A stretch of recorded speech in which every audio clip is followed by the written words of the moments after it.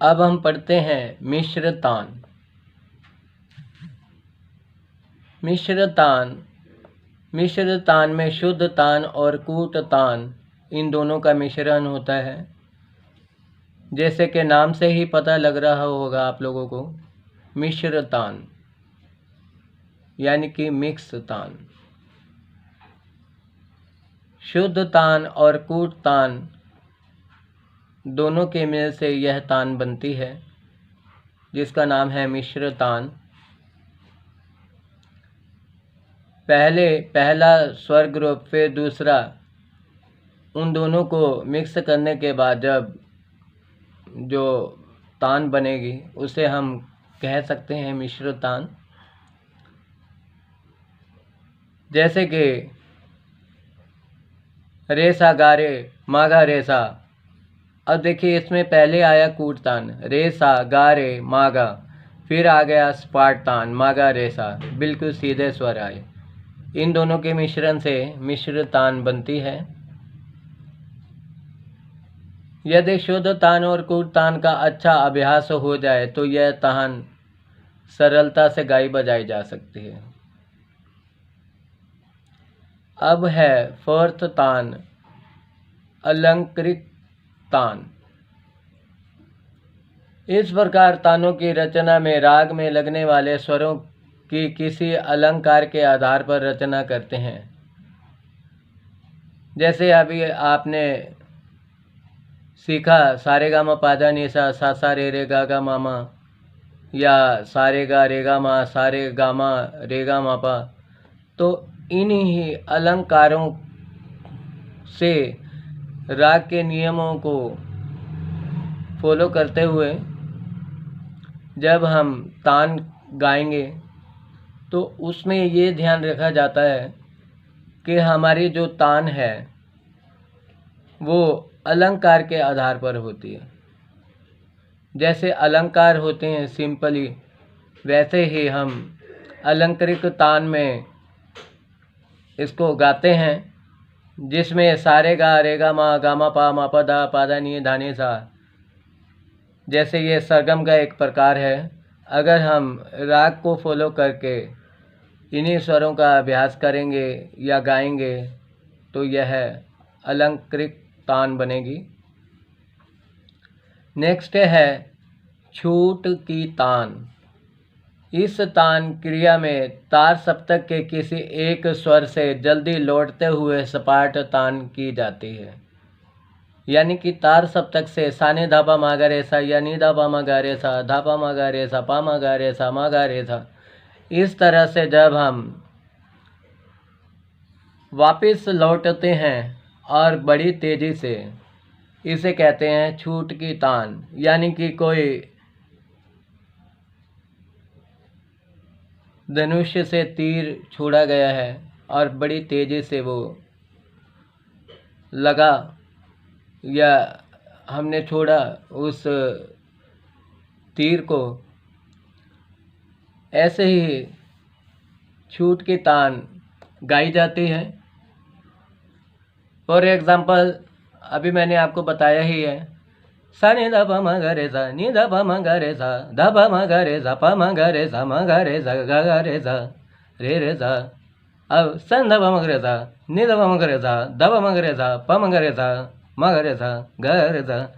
तो यह हुई हमारी छूट की तान, जिसमें एकदम छूटते हुए स्वर गाए जाएंगे और बड़ी तेजी से। नेक्स्ट है जबड़े की तान, जिसमें इस तान क्रिया में तान कहते हुए जबड़ा हिलाया जाता है, अतः इसे जबड़े की तान कहते हैं।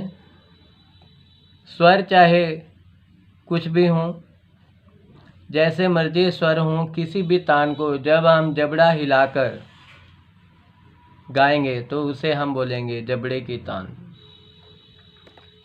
नेक्स्ट है सेवंथ फिरत की तान। इस तान में स्वरों को बार बार फिराया जाता है, अर्थात वक्र रूप में प्रयोग किया जाता है। जैसे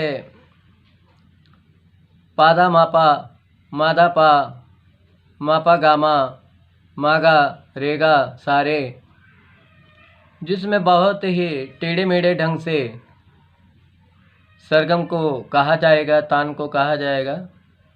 इसे बोलते हैं हम फिरत की तान, जो हेर फेर करते हुए तान गाई जाए। 8th है हलक की तान। इस तान में जीव को भीतर बाहर करते हुए यह तान ली जाती है। कोई भी तान को हम गाएंगे तो हमारी जीभा जो है वो बाहर की तरफ अंदर की तरफ ऐसे चलती रहेगी। इसे कहते हैं हलक की तान। जीभ को भीतर बाहर करते हुए जब हम गाते हैं तो यह तान कहलाती है हलक की तान। 9th है पलट की तान।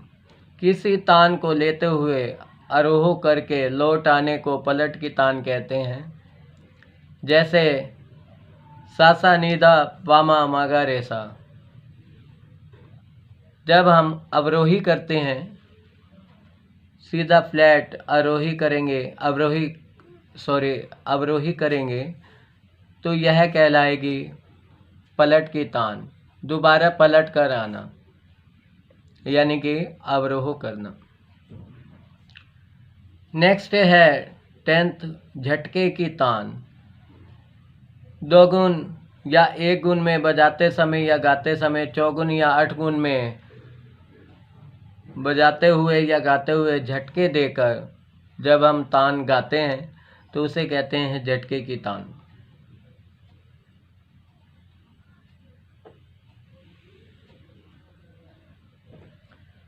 झटके की तान एग्जाम्पल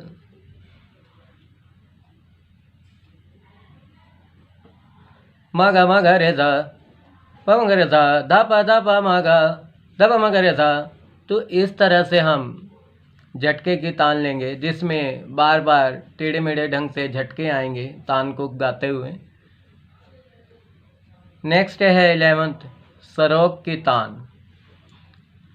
इस प्रकार की तान में 4 स्वर क्रम अनुसार लगाए जाते हैं, जैसे सारे गामा रेगा मापा गामा पादा, सारे गामा रेगा मापा गामा पादा मा पादा नि जा सा ने धा पा नि धा पा मा धा पा मा गा रे सा।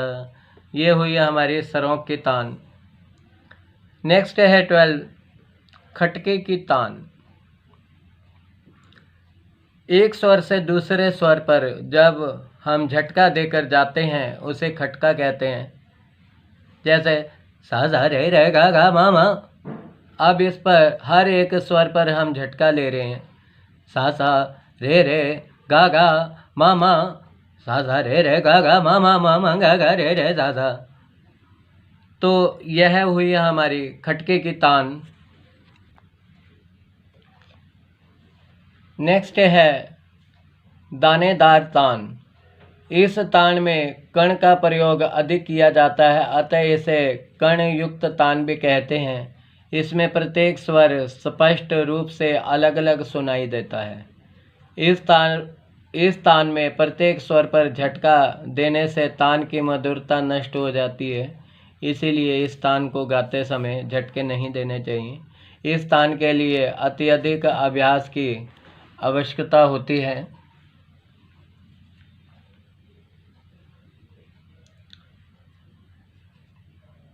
नेक्स्ट है अचरक की तान। इस प्रकार की तानों में प्रत्येक स्वर समान रूप से 2 बार प्रयोग किए जाते हैं, जैसे सासा रे गा गा मामा।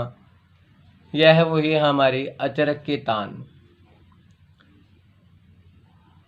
नेक्स्ट है गमक की तान। जैसे आपने पढ़ा कि गमक की क्या परिभाषा है।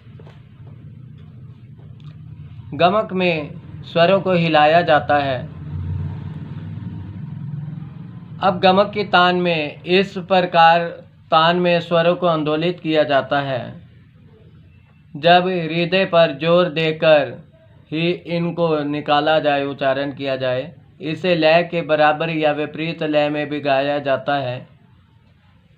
अब इसमें क्या है कि गुंजित होती रहती आवाज़ सा रे गा, इसे कहते हैं हम गमक। एक गुंजित आवाज़ जिसे हम स्वरों को हिलाकर आंदोलित कर करके गाते हैं, यह हुई है हमारी गमक की तान। नेक्स्ट है बोल तान।